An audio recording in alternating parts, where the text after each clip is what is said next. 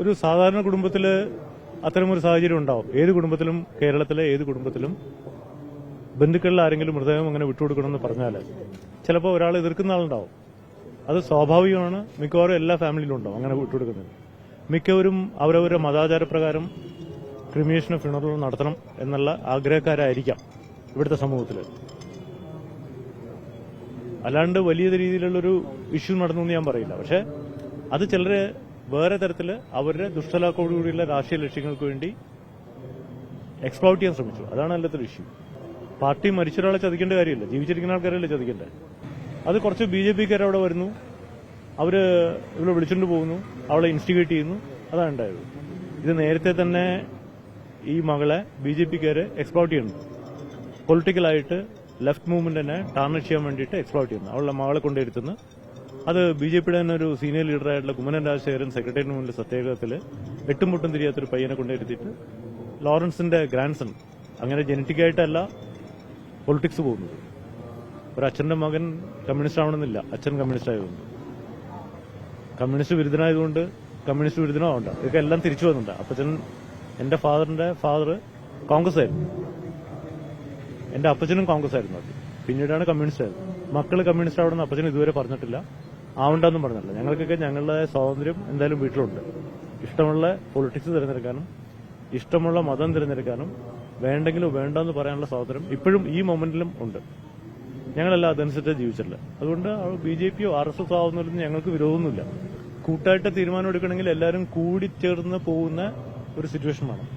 അവളായിട്ട് ഇതുപോലെ കൂടിച്ചേർന്ന് പോകുന്ന സിറ്റുവേഷൻ ആയിരുന്നില്ല ഈ 10-15 വർഷം. പലപ്പോഴും അനാവശ്യമായിട്ടുള്ള പ്രശ്നങ്ങൾ ഉണ്ടാക്കുക, അബ്നോർമലായിട്ടുള്ള പ്രശ്നങ്ങൾ ഉണ്ടാക്കലാണ് കണ്ടുകൊണ്ടിരിക്കുന്നത്. അപ്പൊ അതുകൊണ്ട് ഞാൻ റിയാക്ട് ചെയ്തിട്ടില്ല. ഇതുവരെ ഒരു വാക്കുപോലും പറഞ്ഞിട്ടില്ല. പക്ഷേ ഇങ്ങോട്ടേക്ക് പലപ്പോഴും കേസുകൾ വന്നിട്ടുണ്ട്. ആ കേസുകൾ വലിയതൊന്നും ഈ കുട്ടിയുടെ വേർഡിങ്സോ അവളുടെ വായിന്ന് വരുന്ന കണ്ടന്റോ അല്ല അതിൽ വന്നിരിക്കുന്നത്. അത് വേണമെന്നുണ്ടെങ്കിൽ ആ ഫേസ്ബുക്ക് പോസ്റ്റിംഗ്സും അതിൽ പറഞ്ഞിട്ടുള്ള കാര്യങ്ങളും വേർഡ്സും സെന്റൻസും പാരഗ്രാഫും അത് കണ്ടന്റ് എന്നുള്ളത് നോക്കിക്കഴിഞ്ഞാൽ എന്താണ് ഉദ്ദേശിക്കുന്നതെന്നുള്ള മനസ്സിലാവും. ആരാണ് ഇതിന് ഇൻസ്റ്റിഗേഷൻ നടത്തുന്നതെന്ന് മനസ്സിലാവും, ആരെയാണ് അറ്റാക്ക് ചെയ്യുന്നത് മനസ്സിലാവും. കയ്യാങ്കളിയിലേക്ക് പോകാനുള്ള സാഹചര്യമില്ല, കയ്യാങ്കളിയിലേക്ക് പോവില്ല. അങ്ങനെ കയ്യാങ്കളിയിലേക്ക് പോയാൽ നേരിടാനുള്ള തയ്യാറെടുപ്പ് ഇപ്പുറത്തുണ്ട്. ആശയുടെ മകനൊന്നും കയ്യാങ്കളിക്കൊന്നും പറ്റില്ല, കൊച്ചുകുട്ടിയാ. വല്ല ചോക്ലേറ്റ് വാങ്ങിച്ചു കൊടുക്കാം, ഐസ്ക്രീം വാങ്ങിച്ചു കൊടുക്കാം എന്നല്ലാണ്ട് കയ്യാങ്കളിക്കൊന്നും പോകാൻ പറ്റില്ല. അതിനുള്ള സാഹചര്യമില്ല. ഇവിടെ കയ്യാങ്കളി ഉണ്ടായിട്ടില്ല, അതിനുള്ള ശ്രമം ഉണ്ടായിട്ടില്ല. ഒരു ചെറിയ നാച്ചുറലായിട്ട് ഉണ്ടാവുന്ന ഒരു ഇമോഷണൽ ഔട്ട് ബസ്റ്റ്, അത്ര അതിന്റെ അപ്പുറത്തേക്കൊന്നുമില്ല. പുറത്തുനിന്നുള്ള ആരൊക്കെയോ BJPക്കാർ ഇടയ്ക്കൊന്നും കയറി വന്നു എന്നൊക്കെ പറയണ്ടായിരുന്നു. അവിടെ അവർ വിളിച്ചുകൊണ്ട് പോയിന്നോ എന്നൊക്കെ പറയണ്ടായിരുന്നു. അവർക്ക് എന്താണെന്ന് വെച്ചാൽ ഈ സീൻസ് ക്രിയേറ്റ് ചെയ്യാൻ താല്പര്യമാണ്. ഇപ്പോൾ തൃശൂർ പൂരത്തെ കുറിച്ച് പറയുന്നുണ്ട്, ഇത് RSS സ്പോൺസേർഡ് ആയിരുന്നു ഇഷ്യൂ ഉണ്ടാക്കിയത്, RSS ഇൻസ്റ്റിഗേഷൻ ഉണ്ടായിരുന്നു പറയുന്നുണ്ട്. ഇതുപോലെ പല സ്ഥലത്തും അതിന്റെ ശരി തെറ്റുകളൊക്കെ ഇപ്പൊ അന്വേഷിച്ചുകൊണ്ടിരിക്കുന്നുണ്ട്. RSS ആണോ ചെയ്തത്, RSS അല്ലേ ചെയ്തത്, ഇനി അല്ലാണ്ട് നാച്ചുറലായിട്ട് ഉണ്ടായ. ഇത് പലതരത്തിലും പല സ്ഥലത്തും ഇത്തരം സംഭവങ്ങൾ ക്രിയേറ്റ് ചെയ്യുന്നുണ്ടായിരുന്നു. അതിനുള്ള ചെറിയ ശ്രമം ചിലപ്പോൾ ഇവിടെ നടന്നിട്ടുണ്ടാവും. സ്പോണ്ടേനിയസ് ആയിട്ട് വരുന്നതാണെന്ന് ഞാൻ പറയില്ല. പക്ഷെ സ്പോണ്ടേനിയസ് ഔട്ട് ബേസ്റ്റ് ഒരു അച്ഛൻ മരിച്ചു കിടക്കുമ്പോൾ നാച്ചുറലായിട്ട് ഫാമിലി മെമ്പേഴ്സ് ഉണ്ടാവും, ഇമോഷണൽ ഔട്ട് ബേസ്റ്റ് ഉണ്ടാവും. അതിന്റെ ഒരു പക്ഷെ അത് എക്സ്പ്ലോട്ട് ചെയ്യുമ്പോൾ അതിന്റെ ആംഗിൾ മാറും. ഞാനായിട്ട് പല പ്രാവശ്യം പല കാര്യങ്ങളും ചർച്ച ചെയ്തിട്ടുണ്ട്. പൊളിറ്റിക്സ് ചർച്ച ചെയ്തിട്ടുണ്ട്, സോഷ്യൽ ഇഷ്യൂസ് ചർച്ച ചെയ്തിട്ടുണ്ട്, മതത്തെ കുറിച്ച് ചർച്ച ചെയ്തിട്ടുണ്ട്. അപ്പച്ചന് ദൈവവിശ്വാസം ഇല്ലായിരുന്നു, മെഡിക്കൽ കോളേജിൽ കൊടുക്കുന്നതിനെ കുറിച്ച് ചർച്ച ചെയ്തിട്ടുണ്ട്. ഞങ്ങളുടെ വീട്ടിൽ നിൽക്കുന്ന സ്വാമിയായിട്ട് പോലും സ്വാമി ചോദിച്ചു എന്താണ് ഈ മെഡിക്കൽ കോളേജിൽ കൊടുക്കുന്നത്, ഒരു ടിവിയിലെ മീഡിയയിലെ കണ്ടപ്പോൾ ചോദിച്ചു. അപ്പൊ ഞാൻ കറക്റ്റായിട്ട് ഒരു 10 വർഷം മുമ്പ് എക്സ്പ്ലെയിൻ ചെയ്ത് കൊടുക്കണം. മെഡിക്കൽ കോളേജിൽ കൊടുക്കുന്നതാണ് നല്ലത്. കാരണം മരിച്ച വ്യക്തിക്കോ ഒരു ജീവനോ പിന്നെ വാല്യൂ വളരെ കുറവാണ്. മെഡിക്കലായിട്ട് എന്തെങ്കിലും ചെയ്യാനുള്ള വാല്യൂ മാത്രമേ ഉള്ളൂ. ചർച്ച ചെയ്യേണ്ട കാര്യമില്ലല്ലോ. അത് അപ്പച്ചൻ തീരുമാനിക്കുന്ന ഇഷ്യൂ അല്ലേ. അപ്പച്ചൻ വേറെ ആരെങ്കിലും ചർച്ച ചെയ്തിട്ട് തീരുമാനം എടുക്കേണ്ട കാര്യമില്ല. അതിന് കപ്പാസിറ്റി ഇല്ലെങ്കിൽ ചിലപ്പോൾ ചെയ്യേണ്ടി വരും. അതിന്റെ ആവശ്യമില്ല. സ്വന്തമായിട്ട് തീരുമാനമെടുക്കാൻ അവസാനം വരെ കഴിഞ്ഞ 2 ആഴ്ച ഒഴിച്ച് അവസാനം വരെ അതിനുള്ള കപ്പാസിറ്റി ഉണ്ട്. അപ്പച്ചൻ തീരുമാനമെടുത്താണ്, വളരെ നേരത്തെ തീരുമാനമെടുത്താണ്, വളരെ പ്രാവശ്യം ഞങ്ങളോട് പറഞ്ഞിട്ടുണ്ട്. അത് ഇനി അഥവാ ചർച്ച ചെയ്യണമെങ്കിൽ തന്നെ ചർച്ച ചെയ്യാൻ പറ്റിയ ഒരു ക്യാരക്ടറോ ഇൻഡിവിജ്വലോ അല്ല ഈ മാള്. ചെറുപ്പം മുതൽ വെച്ചാൽ എനിക്ക് ഓർമ്മ വെച്ചതിന് ശേഷമാണല്ലോ എനിക്ക് പറയാൻ പറ്റുള്ളൂ.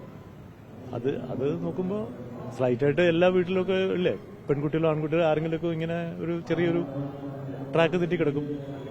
വളരെ കൃത്യമായിട്ട് എനിക്ക് പറയാൻ പറ്റും. ഞാൻ പറയണത് ദൂരദർശനും കൂടി പബ്ലിഷ് ചെയ്യേണ്ടി വരും. പിന്നെ അവസാനം ജോലി പോരുത്, അത്രേ ഉള്ളൂ. കൃത്യമായിട്ട് എനിക്കറിയാം. BJP മുഴുവനല്ല ഞാൻ പറയുന്ന, RSS മുഴുവനല്ല, ചില വ്യക്തികൾ അതിലുള്ള ആൾക്കാർ ഇത് എക്സ്പ്ലോർട്ട് ചെയ്യാൻ ശ്രമിക്കുന്നുണ്ട്. അതുകൊണ്ടാണ് സെക്രട്ടേറിയറ്റിന് മുന്നിൽ BJP സ്റ്റേറ്റ് ലീഡർ കൊണ്ടുപോയിട്ട് ഒരു എട്ടും പൊട്ടും തിരിയാത്ത പയ്യനെ വെച്ചിട്ട് വന്നിരുന്നോട്ടെ, അയാൾ BJP RSS ഇത് വെച്ചിട്ട് ഇരുന്നോട്ടെ. പക്ഷെ അത് മീഡിയ കൂടി പബ്ലിഷ് ചെയ്ത് അതിന് വലിയ പബ്ലിസിറ്റി കൊടുക്കുന്നത് അത് ഇന്ന ആളുടെ ഗ്രാൻഡ് സണ്ണാണ്. അതിനൊന്നും പ്രസക്തിയില്ല. ആ പ്രസക്തി വരുന്ന എവിടെയെന്ന് വെച്ചാൽ ലെഫ്റ്റ് മൂവ്മെന്റിനെ അടിച്ചിരുത്താൻ വേണ്ടി അതിനെ ഉപയോഗിക്കുമ്പോഴാണ്. അത് കൃത്യമായ പ്ലാനിങ്ങോട് ചെയ്യണം. ഇന്നത്തെ സംഭവം കൃത്യമായിട്ടൊന്ന് പറഞ്ഞാൽ പറയാം.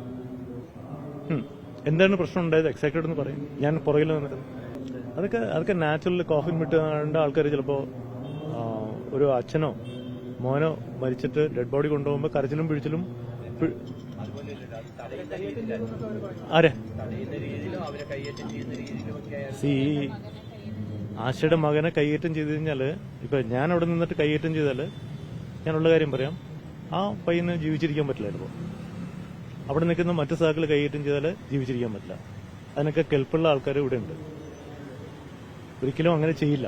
അങ്ങനെ ചെയ്യാനായിട്ട് യാതൊരു ധാരണയില്ല, ചെയ്തിട്ടില്ല. ഞങ്ങൾ ആരും ഇതുവരെ ഒരു കാര്യത്തിനും കോടതി പോയിട്ടില്ല. ഇങ്ങോട്ട് വരുമ്പോൾ ഡിഫെൻഡ് ചെയ്യാറെന്നല്ലാണ്ട് വേറൊരു കാര്യത്തിന് കോടതി പോകാറില്ല. സംസാരിച്ച് തീരുമാനം മാറ്റാൻ നമുക്കിപ്പോൾ പലതിനെയും ജീവികളെ പലതിനെയും ട്രെയിൻ ചെയ്യാം. മനുഷ്യൻ ട്രാക്ക് തെറ്റിപ്പോയി കഴിഞ്ഞാൽ ട്രെയിനിങ് ഭയങ്കര ബുദ്ധിമുട്ടാവും. സംസാരിച്ച് തീർക്കാൻ ബുദ്ധിമുട്ടാണ്. അല്ലെങ്കിൽ അതിന് പറ്റിയ ആളായിരിക്കും.